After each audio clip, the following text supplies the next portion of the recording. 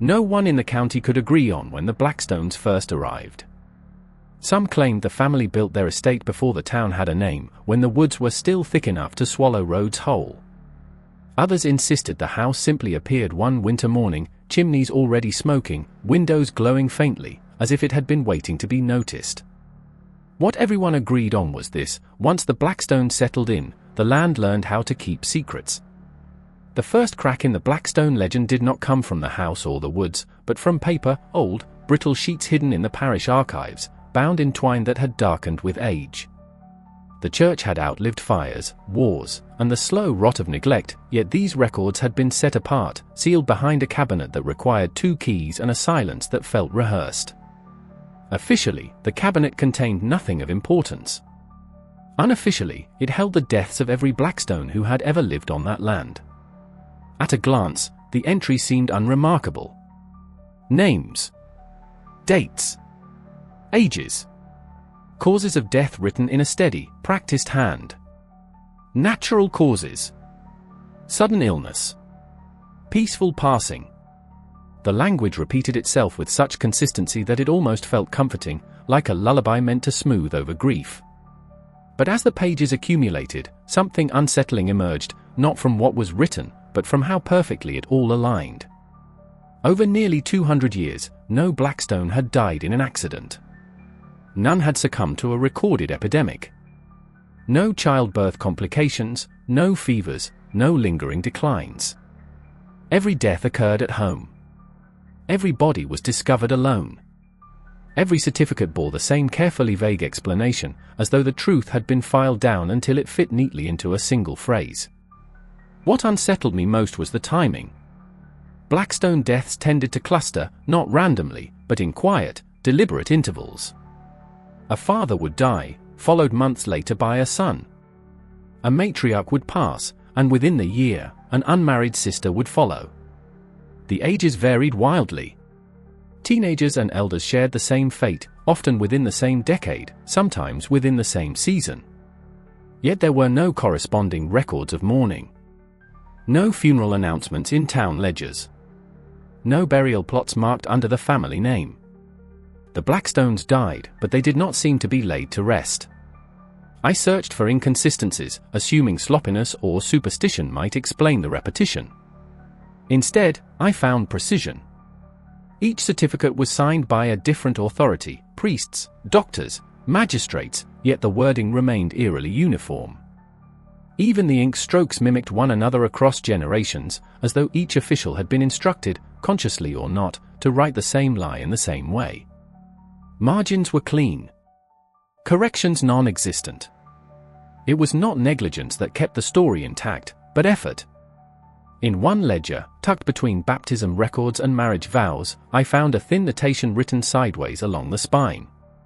It was not a death record, but a comment appended years later in a trembling hand. The ink had bled, as if the writer had pressed too hard. It read only, *reviewed. No further inquiry advised. There was no signature, no date. Just the quiet insistence that question should end here. I began comparing the parish records to town accounts, tax rolls, census lists, property transfers. The Blackstone estate remained perpetually occupied on paper, even during decades when no living family members were publicly acknowledged. Servants came and went. Caretakers were paid. Supplies were delivered. But the family itself seemed to exist in a suspended state, neither fully alive nor officially gone. The deaths marked in the parish books did nothing to alter the estate's legal standing. The house remained, unchanged and uninterrupted, as though death itself were a minor inconvenience. The most disturbing details surfaced only after hours of cross-referencing. Though the causes of death were identical, the descriptions of discovery followed an unspoken pattern. Each Blackstone was found in a private space, a bedroom, a study, a locked sitting room, always indoors, always untouched. No signs of struggle. No visible wounds. And always described as wearing an expression that defied explanation. Some officials wrote calm. Others chose untroubled. A few, more honest or less controlled, noted that the face appeared *attentive*, as though the deceased had been listening to something right up until the moment their heart stopped. In later records, the descriptions grew shorter.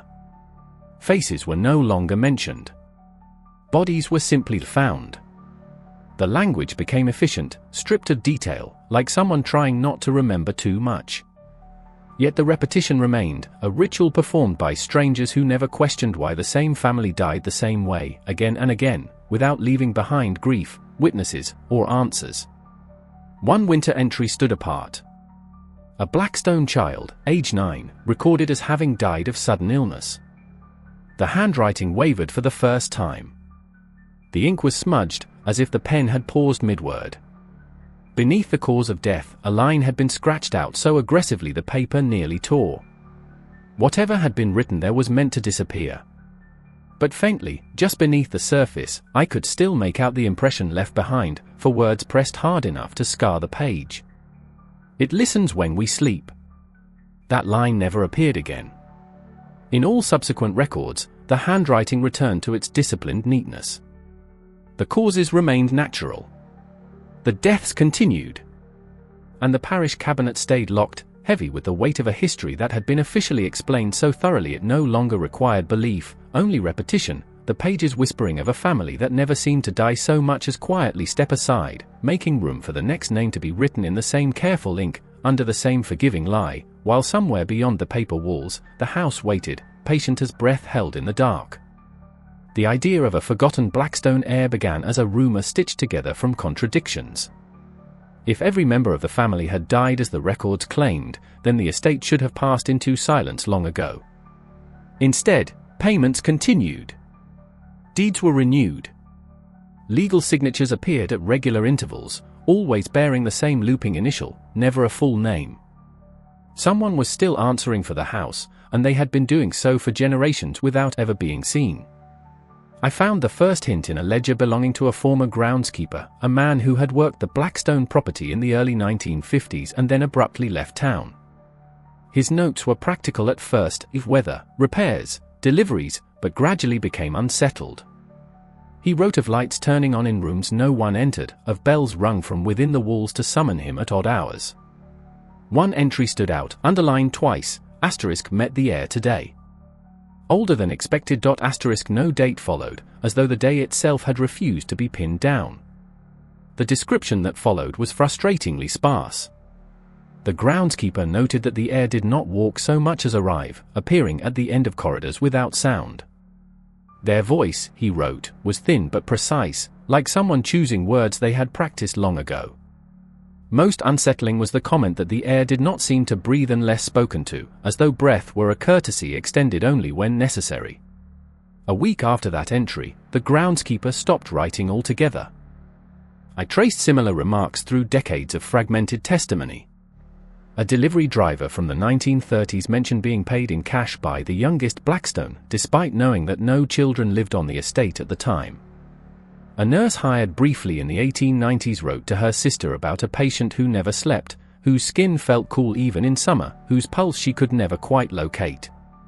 Each account described a different age, a different appearance, but the same impression persisted: the heir was always present, always waiting, and always wrong in a way that resisted explanation.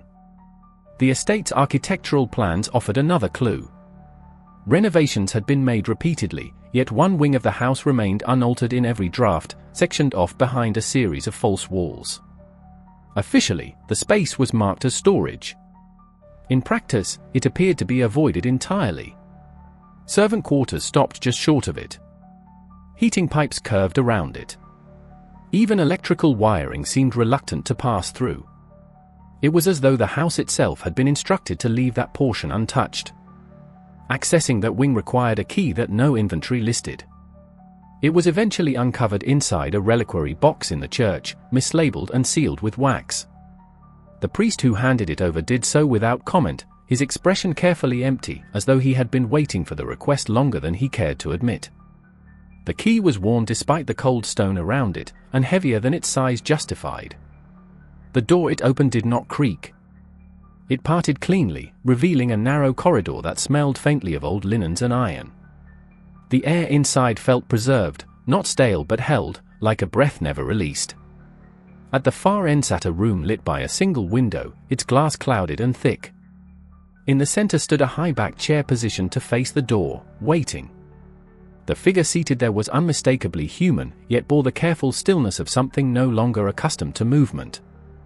Their features were difficult to fix in memory, shifting subtly when not directly observed. Age clung to them without progressing, lines etched deep but never deepening, hair pale but not thinning. The eyes were open and alert, following with an intelligence sharpened by long solitude. Tubes and wires were absent.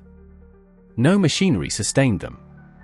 Whatever preserved the air was older, quieter, and embedded in the walls themselves.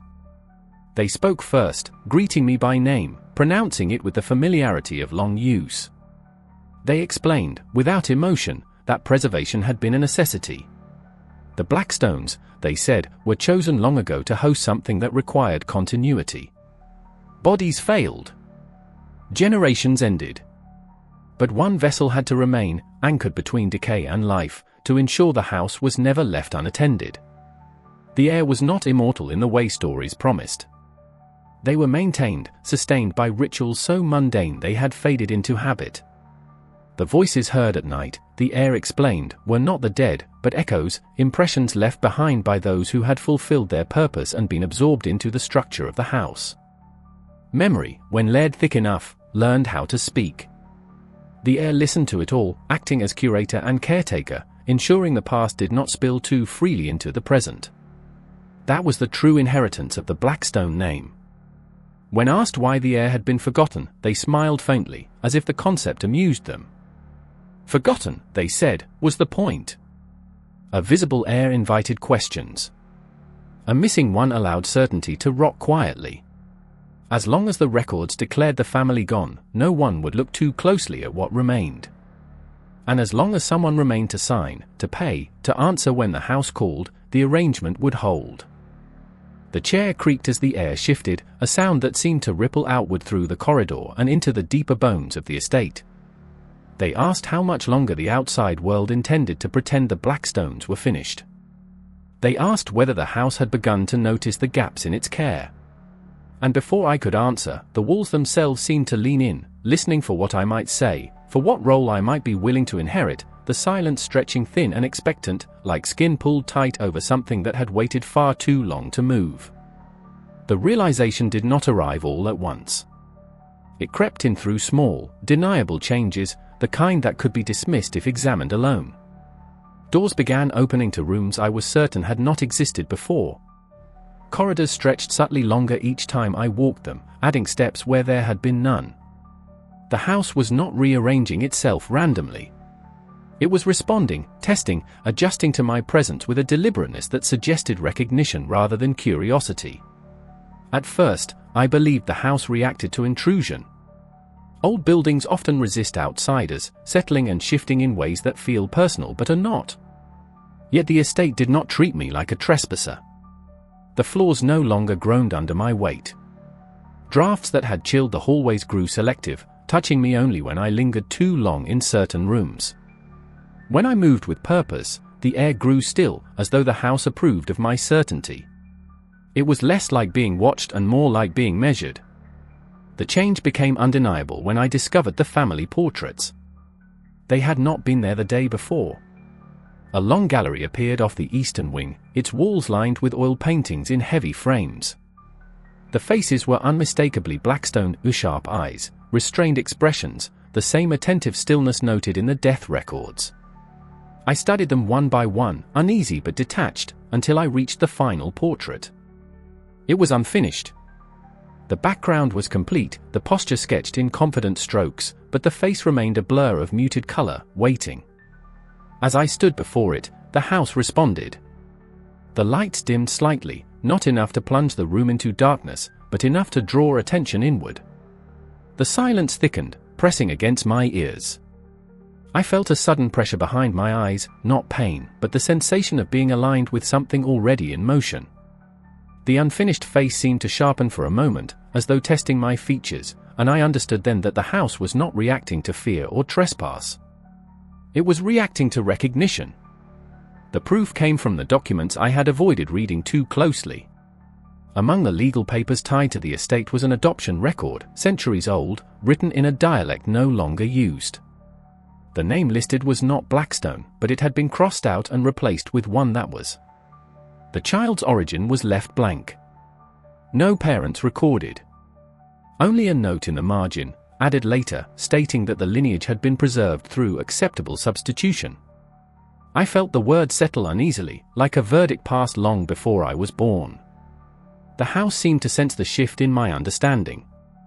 Rooms grew more accommodating, doors aligning with my steps before I reached them. I no longer needed to search for staircases, they presented themselves when ascent was required. In places where the floor had once dipped, it leveled beneath my feet. The estate was no longer merely listening. It was cooperating, reshaping itself in response to something it recognized as belonging. The voices changed too. What had once been an indistinct murmur sharpened into fragments of language. Names surfaced, spoken softly, not as warnings but as confirmations.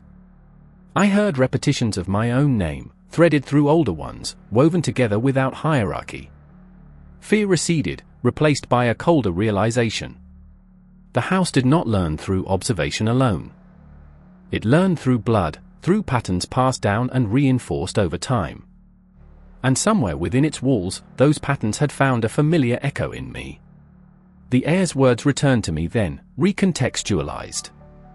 The house responded to bloodlines, not intruders. It did not care who entered, only who remained. The unfinished portrait was not a threat. It was an invitation, extended with patience that bordered on indifference. The Blackstones had never relied solely on birth.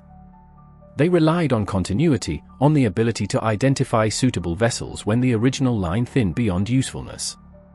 Physical changes followed quickly. A room appeared adjacent to my quarters, furnished with items that mirrored my preferences too precisely to be coincidence. Books I had once owned sat on the shelves, their spines worn in the same places. A chair bore the faint impression of my posture, as though it had been waiting. When I slept, the house adjusted its sounds, lowering the distant creaks, muting the restless whispers, maintaining an environment conducive to rest. It was care, expressed without warmth. I tested the boundaries, attempting to leave the estate for a full day. The gates opened, but the road beyond them curved back on itself, depositing me at a different entrance by dusk. The house did not trap me violently. It redirected, subtly correcting what it perceived as an error. Each attempt to resist was met with adjustment rather than force, as though the house understood resistance as confusion, not defiance. The final confirmation came in the mirror of a guest room I had never entered before. My reflection lagged by a fraction of a second, its eyes tracking movement I had not yet made. For just a moment, the features sharpened into something older, more restrained, the expression of someone long accustomed to listening. Then it aligned again, perfectly synchronized, leaving me with the unsettling certainty that the house was no longer learning who I was. It had already decided, the walls tightening imperceptibly around a lineage it had been waiting to reclaim. For years, the voices had been treated as evidence of cruelty. The town whispered about victims trapped in the walls, souls punished for crossing the Blackstones, echoes of lives taken too soon. I believed it myself at first, because fear prefers simple shapes. It is easier to imagine the house as a predator than to consider it as an archive. But once the house began to respond to me, once it shifted from observation to cooperation, the voices changed in a way I could no longer ignore. They grew clearer, not louder. Instead of rising to demand attention, they waited, speaking only when the house was quiet enough to carry them. I began to recognize patterns in their timing. The voices surfaced most often near the old study, the room where generations of Blackstones had signed documents, sealed agreements, and quietly decided what would be allowed to remain known. When I lingered there, the murmurs arranged themselves into fragments of recollection rather than cries of distress. Dates, names, half-finished thoughts, repeated with the careful patience of testimony rather than torment. Listening more closely, I realized the voices did not plead. They explained. One voice recounted the winter the house was first altered, when the foundations were deepened beyond necessity and certain rooms were constructed without doors. Another described a dinner where a guest asked the wrong question and was never invited again, not because they were killed, but because they had seen too much and had to be removed from the narrative. The voices did not accuse the house or the family. They recited events with an unsettling neutrality, like witnesses bound to accuracy rather than emotion. I began to understand why the voices had never left. They were not trapped out of punishment. They were contained by design. The Blackstones had learned early that secrecy required redundancy. One record could be destroyed. One witness could be discredited. But memory, when distributed and layered, became resilient. Those who learned too much were not erased. They were retained. The house absorbed them, not as bodies, but as impressions, patterns of thought and recollection impressed into the walls, the floors, the hidden spaces where sound lingered longer than it should. The voices were not the dead. They were testimonies, preserved in a medium that could not be burned or buried. The realization reframed everything I had experienced. The attentive expressions noted on the faces of the deceased in parish records were not fear or resignation. They were focus. Those people had been listening, absorbing what the house needed them to remember, knowing, on some level, that they were being conscripted into a larger record. Death was not the end of their function. It was the method of transfer. The house did not allow these voices to speak freely. That would defeat their purpose. Instead, it regulated them, releasing fragments only when someone capable of understanding was present. That was why the murmurs had grown sharper as my role clarified. The house was not haunting me. It was briefing me. Some voices contradicted each other slightly, not in facts, but in emphasis. One spoke of fear during the early years, when the family still pretended they controlled what they had bound themselves to. Another recalled relief, generations later, when the rituals became routine and the house's demands predictable. Together, the voices formed a layered account, richer and more reliable than any single narrative could have been. They were witnesses ensuring the truth could not be simplified into a lie. I noticed then that the voices never speculated. They did not wonder what the house wanted or why the Blackstones had agreed to their role. They spoke only of what they had seen, what they had signed, what they had been instructed to forget. That restraint was intentional. Speculation could mutate over time. Observation endured.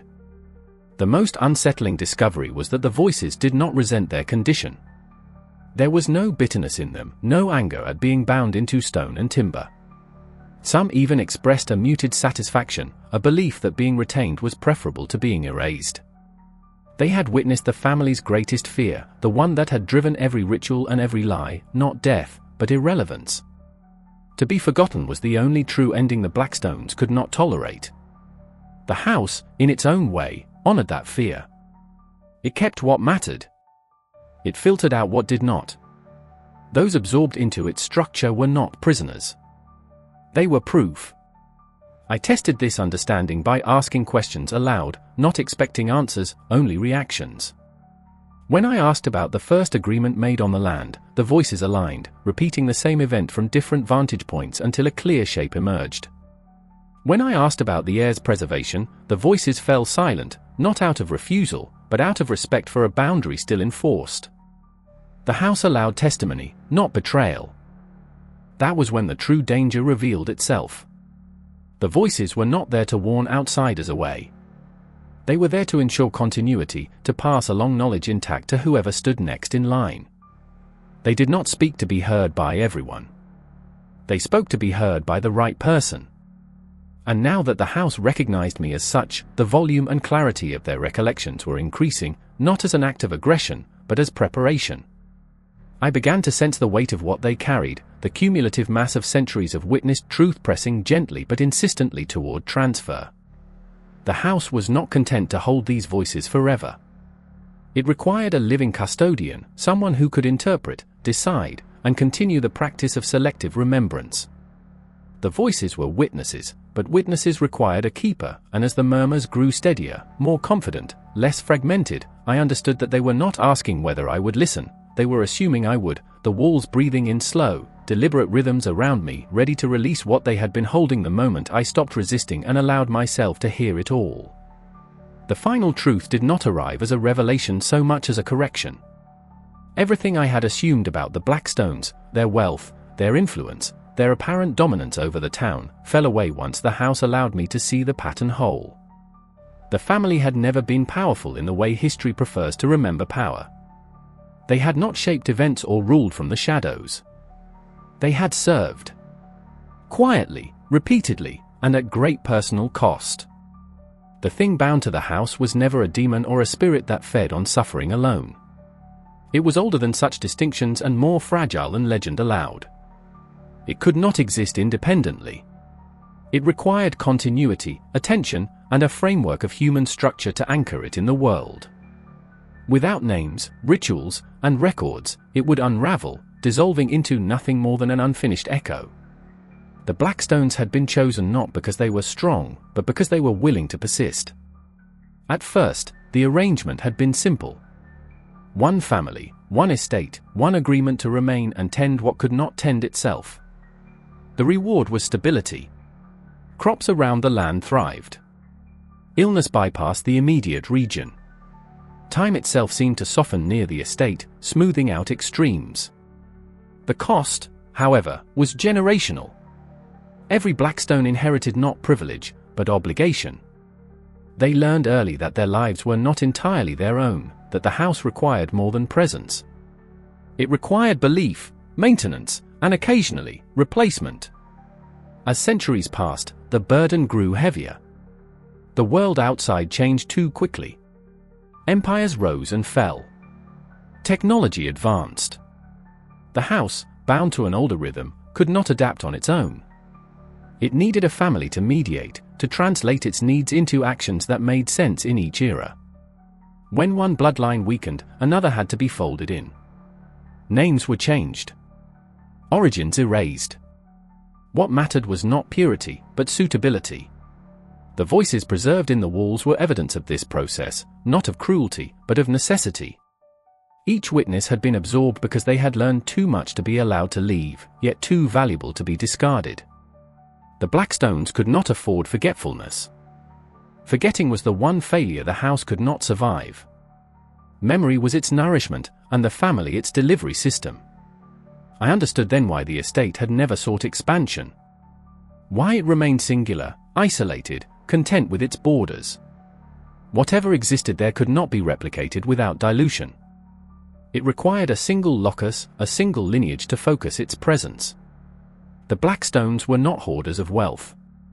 They were custodians of coherence, keeping something real from collapsing under the weight of being remembered incorrectly. The heir's preservation was the clearest expression of this truth. When transitions became too dangerous, when gaps between generations threatened continuity, one vessel was chosen to remain. Not immortal, not alive in the conventional sense, but sustained as a bridge between eras. The heir was not a ruler.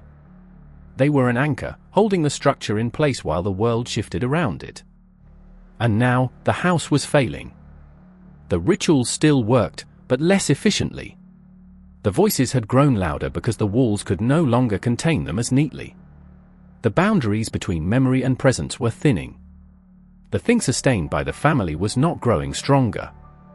It was eroding, its dependence deepening as its ability to self-regulate diminished. That was why the house had reached for me so deliberately. Not to punish, not to trap, but to survive. The truth was this: the Blackstone legacy was never meant to last forever. It was meant to last long enough. Long enough for something unfinished to remain intact. Long enough for meaning to be preserved until it could no longer be held safely in the world. The family's tragedy was not that they were cursed, but that they succeeded too well. They prolonged something that should have been allowed to end, and in doing so, bound themselves to its decline. The house did not want devotion anymore. It wanted resolution. That was the secret the voices had been circling, careful not to speak it outright. Witnesses could preserve facts, but only a living custodian could choose an ending. The thing within the walls could not release itself. It lacked the agency to conclude its own existence. It needed a family to decide when enough memory had been gathered, when the cost of continuation outweighed the value of preservation. The Blackstones had never been brave enough to make that decision.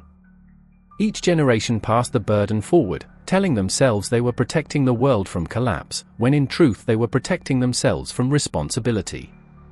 Wealth and influence were convenient disguises, stories they told to justify staying, signing, maintaining the lie that this was power rather than fear.